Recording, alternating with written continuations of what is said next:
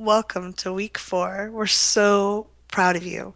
You have made it more than halfway, and you have learned skills that most people struggle their whole life without. Yeah. These skills are going to make a difference in your life from here on forward. Even if you stop today, which we're not encouraging, you have made a difference in your life. So we just want you to know that Rick and I are really honored and so proud of you for taking this journey. We know how much courage it takes. And last week and this week, we've been talking a lot about difficult emotions. And the reason we're focusing here is because most of us never learn skills to deal with these emotions. And that's really why they're called difficult. If you don't have a single skill on how to fix a car, it seems impossible. And if you don't know what to do when you feel disappointment or shame or loss or any of those, you just feel stuck. So we really want to give you the skills and ways to reframe these emotions so that when you go forward, you have these skills for the rest of your life and you can role model them for those around you.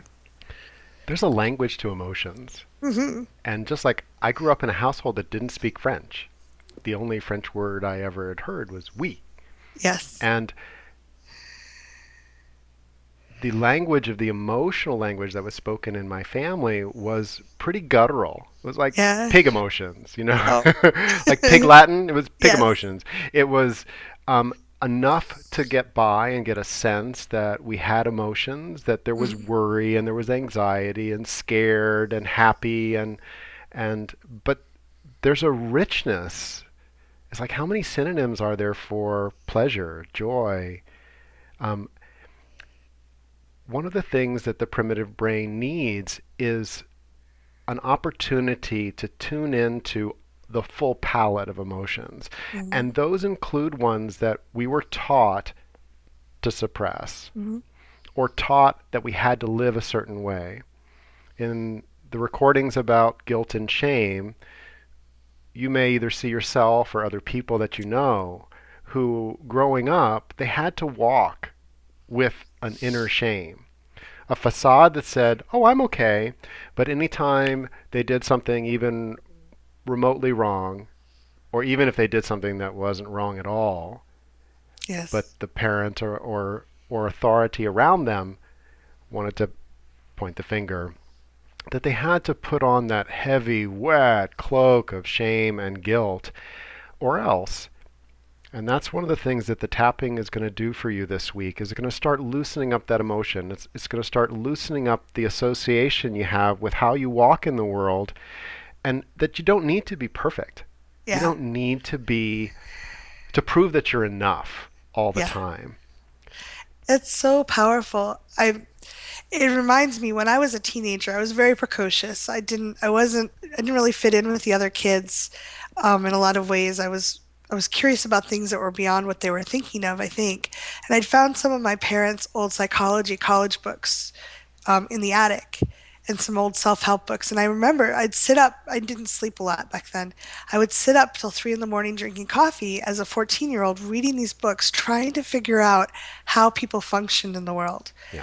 And the message I got from so many of these things was the really tough people don't let the emotions get them down.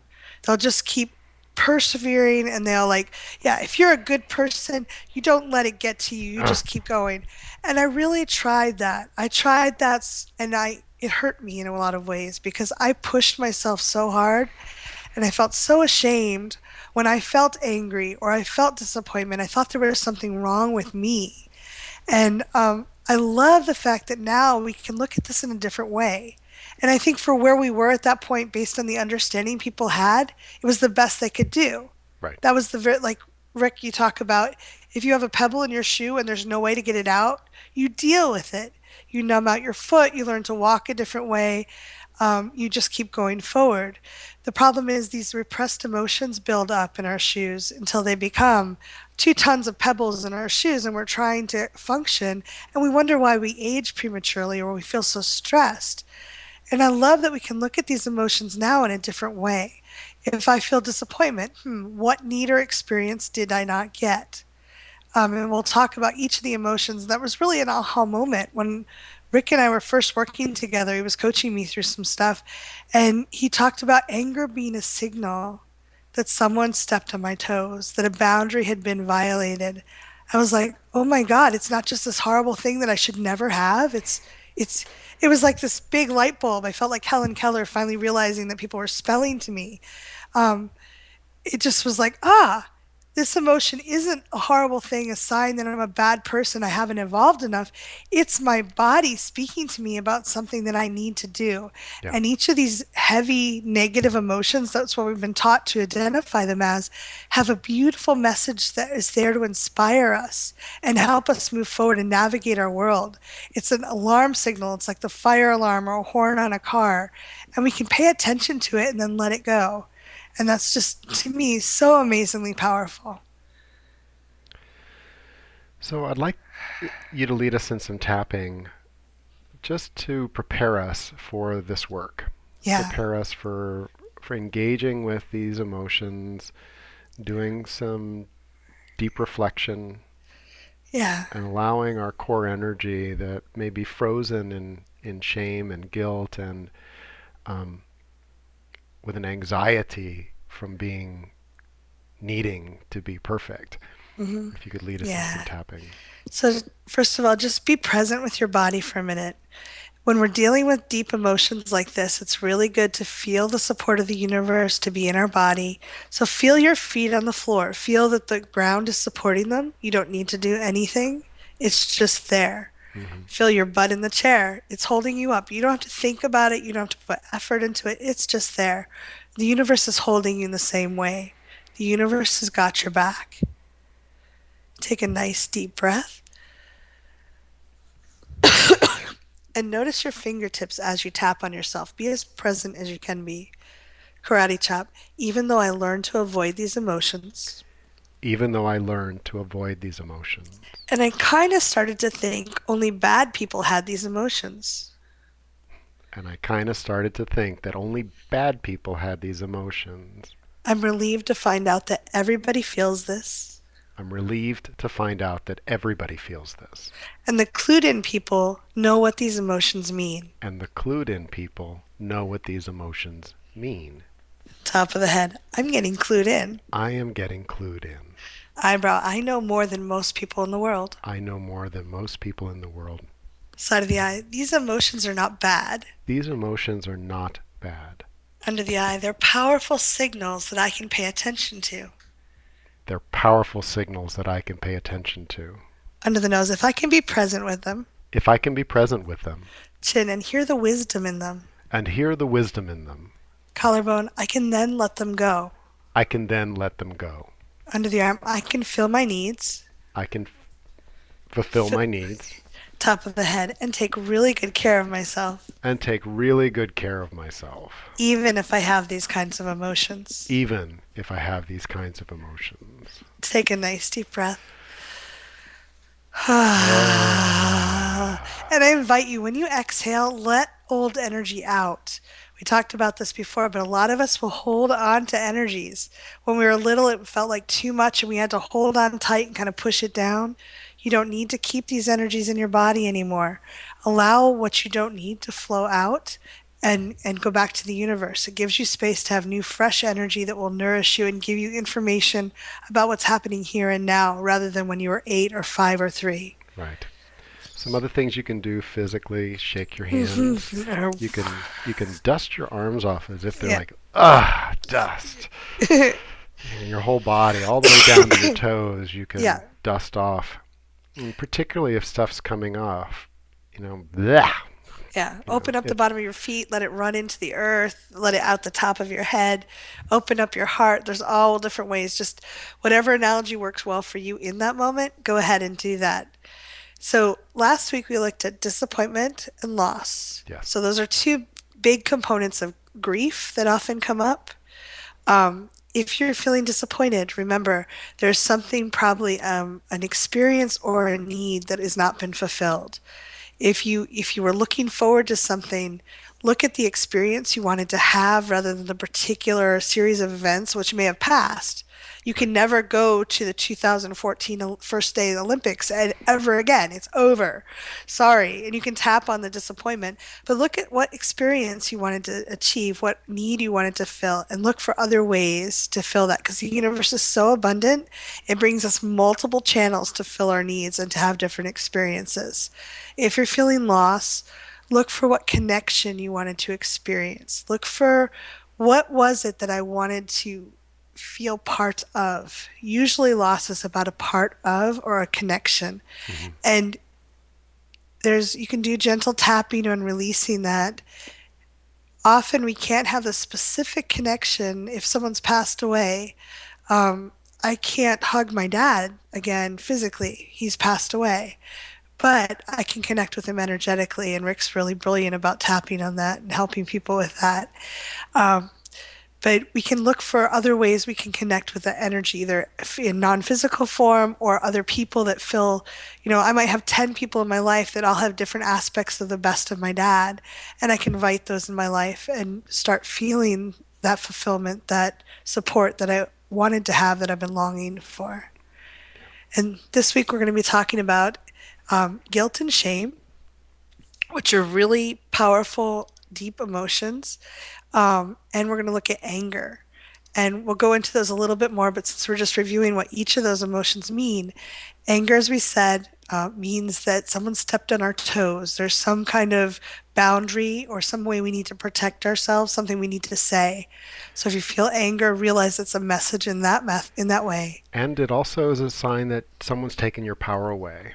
Hmm. If they've thrown you in a dungeon, so to speak, you really want to make a change, but you've been blocked. Hmm. That disempowerment feeling, anger can be the first step up, the warm fire that's in the wet dungeon that starts getting your blood moving again. Yeah, and we'll talk a little bit more about that just a sec. Um, I want you to go through that a little bit more detail, the vibrational scale. Hmm. Um, shame, guilt means guilt can be really useful because sometimes we do things wrong. Guilt is something I did something wrong versus shame, which is I am something wrong. Right. So whenever we feel guilt, we can look at two things. One, we can say, is there something that I did do wrong that I need to correct? Or is someone else shoulding on me, someone telling me I should have done something different? So it's either clearing the should and setting boundaries about, no, this is not what I agreed to do, or cleaning up the mistake we made. Human beings make mistakes. We go off course. It doesn't mean we're bad. So many of us try to always live on this side of the fence where we never go over never cross over. And that's just It's not impossible. possible. Yeah. And when we set that standard up, we often create shame where we feel like I am a bad person. There's something wrong with me. And shame is so pervasive in our society because it's used to control people. Mm. If you're feeling there's something wrong with you, the message there is often to change your perspective or step outside your comfort zone. There's really I have not met anyone that I said, yes, there's something wrong with you. I've seen people whose energy is misdirected or twisted in on itself, but I've never met anyone who's fundamentally wrong. So those are the things to look for. And Rick, would you be willing to lead us, to share a little bit more about the anger? I love what you talk about the vibrational scale. Give a little more detail on that, and then maybe lead some tapping on it.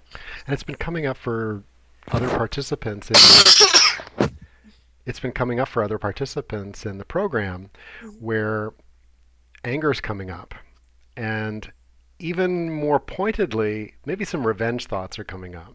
Mm-hmm. And one of the things that a lot of a lot it's starting to be taught more and more is that when we're disempowered, if we've been hurt and betrayed and we're really feeling quite down and despairing, a revenge thought can actually make us feel a little better. Yeah. And anger feels better than feeling hopeless. Mm-hmm. And so as we think about a vibrational movement, and and for me, what it allows me to do is feel free to move through anger rather than using guilt and shame to shove me back down into despair. So if a situation exists and I start feeling angry about it, that's okay. My energy's moving. Just allow it to keep moving up. You may need to acknowledge, well, what am I really angry about? Is there a hurt or a boundary violation? Is it a betrayal? Is it something that I have no power, actually have no power over, and I'm angry that I don't? Mhm. And as you move up the vibrational scale, you can be frustrated and irritated. That's still up the vibrational scale. And what I consider the landing pad is I'm okay right here, right now. If you're angry, reaching for joy Can be too far. is like me leaping to the top of a 5-story building. I'm going to need some ladders. I'm going to need to hop in the elevator to get up there. But usually we can program ourselves that when something comes up, to look around and say, even though I am angry about that, I'm okay right here, right now. These emotions are okay to feel right here, right now. And that sense of acceptance is core to EFT tapping. And also, I feel that it is the landing point. A lot of times when people get really happy, they land way down in the dungeon again The crash. and they crash. So what we're doing here is encouraging you to feel a heavy emotion and move up to and I'm okay right here right now. And when you have a good feeling, have gratitude and allow yourself to soften down to and I'm okay right here right now. Yeah. That's the vibrational scale. It's all good in the sense that every color is good.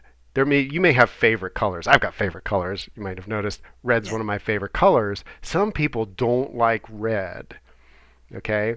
And that's all right. The vibrational scale, once you allow yourself to feel all of them, you'll notice that, hey, pink may not be my favorite, but it's okay that it exists in the world. And sometimes that energy may flow and flood, and I have some skill at moving through it. Yeah. You build up muscles for feeling different emotions, and a lot of us have not been trained how to feel anger. We've been taught to suppress it, especially if someone's going from a disempowered state to anger. It can be kind of scary. It feels like all of a sudden there's a lot of energy there, and there's a fear that they might hurt somebody or be vicious, or Yeah. like, it's really frightening. Could we do some tapping on that? Great job. Even though I've not seen healthy anger. Even though I have not seen healthy anger. I thought anger meant violence. I thought anger meant I thought violence. anger meant scary, I thought anger meant and scary. it often has. And it often has. I'm open to the possibility that my anger need not lead to violence I'm open to the possibility that anger not need to lead to violence toward myself or anyone else. towards myself or anyone else. Top of it. Fire could be used for violence. Fire can be used for violence. Eyebrow. I don't intend to use my anger for violence. I don't intend to use my anger for Side of violence the eye. Toward anyone else. toward anyone Under the else, eye. Not toward myself either. not towards myself either. Under the nose. It's a powerful energy. It is a powerful Chin, I energy. want to be powerful. I want to be Collarbone. powerful In a healthy, balanced way. in a healthy, balanced way. Under the arm. I want to feel my power return. I want to feel my power return. Top of it. The warmth of my blood. The warmth of my blood, Eyebrow. The energy in my heart. the energy in my Side heart, of the eye. The power in my muscles and spine. the power in my muscles and Yeah, spine. that would really be good for my body. That would be really good for my body. It would be great for my walk in the world. It would be great for my walk in the world. Chin. I'm allowing my power to activate. I'm allowing my power to activate Collarbone. In ways that are healthy for me. in ways that are healthy for me. Under the arm. And that feels different. And that feels And different. sometimes a little awkward and scary. And sometimes a little awkward and Top scary. of the head. And that's okay. And that's okay. It is okay to practice with baby steps, to step into the anger for 30 seconds and then step out to build up those muscles and build trust with yourself. Yeah. If you've never dealt with fire, it's really scary. Once you've been playing with it for a while in a safe way, you know what to expect. You know how to handle it. You know how to say, okay, I'm going to give it a little less air right now. It's getting kind of hot. I'm going to go Mm-hmm. for a walk. You learn skills to handle it. Um, And just by being with it, most emotions pass pretty quickly. It's when we resist them and struggle with them that they kind of stick around and persist. So if you can, when it feels safe to you, just be with the energy, just feel it. You don't actually have to do anything. Just feel the energy and let the energy pass through your body and out to the universe. And it feels like it's going to last forever and it passes surprisingly quickly. Yeah.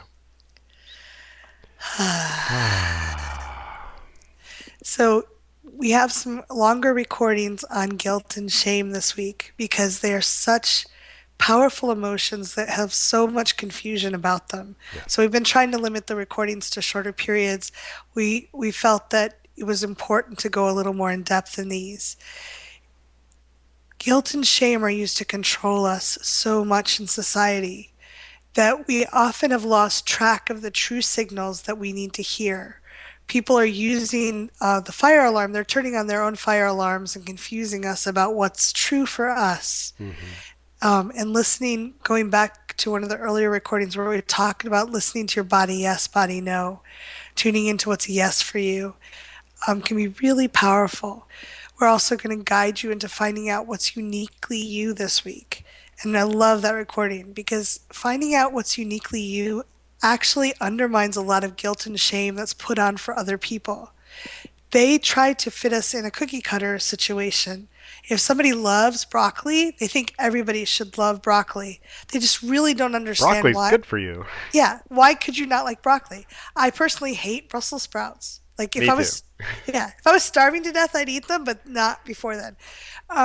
But people that love them are like, "What's wrong with you?" When people say what's wrong with you or try to guilt you or shame you, often they're just seeing life from their own perspective and they're not able to step back and say, "Oh, the world's really unique and it's beautiful that it's unique. Human beings have survived because we've had different perspectives and likes and dislikes. So as you get into your unique self and appreciating who you are and what you bring to this, you'll start having more power in the world. And when someone says, you should do this, you'll be like, thank you for sharing. I understand that's your perspective and that's not mine. It's not acceptable for me to try to do that. Thank you.